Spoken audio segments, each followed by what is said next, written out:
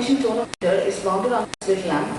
It has a biprism mounted on a housing unit with an adjustable knob. When the corneal surface is applanated by the biprism, it presses on the tear film, and the tear meniscus is seen as a ring of fluorescein. The two prisms in the biprism are positioned apex to apex in such a way that the fluorescein ring of the tear meniscus is seen as two Meyers, one above and one below. The orientation and the power of the prism are such that the Meyers is separated by an area of 3.06 millimeters, which cancels out the corneal rigidity and the capillary action of the tear film.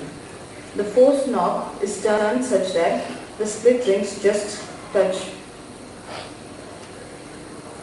This is how an ideal Meyer looks like.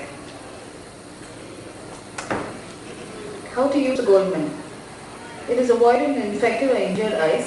It has to be disinfected before each use, and we have to wait for the cleansed surface to dry before each use, and replace prism every 2 to 3 years. Even unused prisms can be used years later.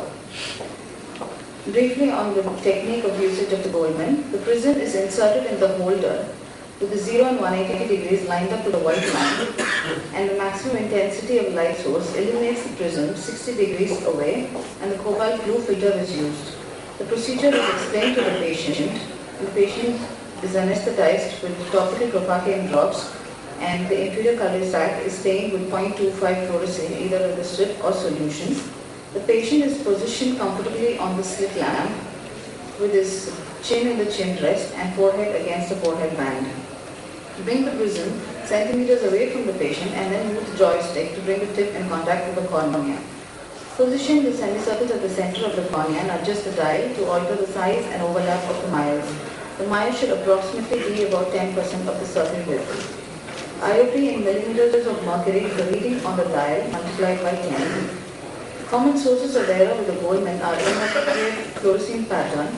Excessive fluorescein causes thick semicircles, which overestimates the IOP, and insufficient fluorescein causes thin Meyers, which underestimate the IOP. Pressure on the globe can also cause errors in measurement. Exam should not exert too much pressure on the globe. The lid should be lightly lifted off and pressed against the orbital rim lightly. Patient squeezing the eyes, restricted ocular movement while salvo maneuver, tight collars may also cause false readings. Repeated and prolonged measurement tend to reduce the intraocular pressure. The central corneal thickness also affects the intraocular pressure. As the Goldmann has been calibrated for about 5 to 20 microns, those thicker corneas, the IOP is overestimated, and thinner corneas, it's underestimated. There is no standardized correction factor. As you can see with this formula, with the thicker cornea, the IOP is overestimated. Corneal edema, artificially low IOPs are obtained, and scar corneas, the Meyers are distorted due to irregularity of the corneal surface, which makes them less accurate. Corneal curvature also affects the reading. With 4 diopters of astigmatism, there is a difference in 1 millimeter mercury. With the rule astigmatism, there is underestimation of the intraocular pressure, and with against the rule, there is an overestimation. The corrected IOP is obtained by measuring the intraocular pressure in the steeper meridian and flatter meridian, averaging the readings, or aligning the axis of the minor cylinder opposite the red line on the prism holder. Calibration is also another common source of error. This is a small video on how to do the calibration. Calibration of Goldmann application tonometer. Set the tonometer in position on the slit lamp stand, biprism head in place. The head should lean slightly forwards. Note the tension on the circular dial is set at 5 millimeters of mercury. Slowly twirl the circular dial counterclockwise until the head rocks back towards you. The tension should read 0 to 2 millimeters of mercury below 0. Slowly twirl the dial clockwise until the head rocks forwards again. The tension should read 0 to 2 millimeters of mercury. Remove the calibration rod from its box. Firmly screw into position the holding bracket that slides along the rod so that the closest mark in front of the center one is aligned. Slip the rod and its holder into the receptacle on the right side of the tonometer. Slowly twirl the circular dial clockwise until the head rocks forwards. Note the tension reading on the dial. It should be 20 to 23 millimeters of mercury. Slowly twirl the circular dial counterclockwise until the head drops backwards. The tension on the dial should read 17 to 20 millimeters of mercury. Remove the rod and holding bracket from the tonometer and reposition the bracket so that it is aligned exactly with the most forward mark on the rod furthest away from you.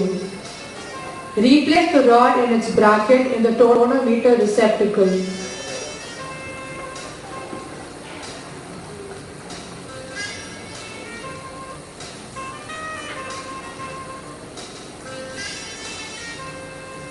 Slowly twirl the dial clockwise until the head rocks forwards.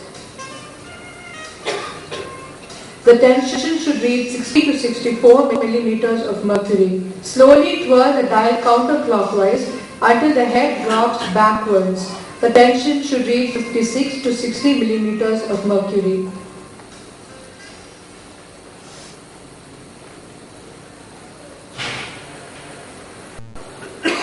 Abstract manufacturer's guidelines define calibration error to be plus or minus 0.5 millimeters of mercury at all levels of testing, that is 0, 20 and 60 millimeters of mercury. However, the CE guidelines is less stringent, with plus or minus 2 millimeters of mercury at 0, but plus or minus 3 millimeters of mercury at 20 millimeters of mercury, and plus or minus 4 millimeters of mercury at 60 millimeters of mercury. A 4-monthly calibration is usually recommended, and in a study done by Chowdhury et al., the range of errors will between minus 8 to plus 20 millimeters of mercury.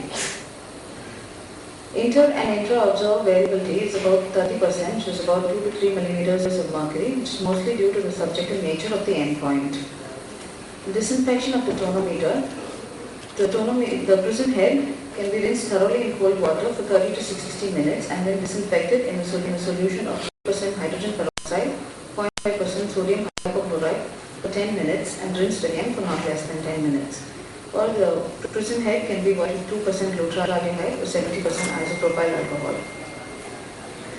And briefly about the Perkins tonometer, it is also based on the Goldman's principle. It's a handheld portable tonometer, battery operated, does not require a slit lamp, and it can be used in a supine position. However, it is less accurate than the Goldman.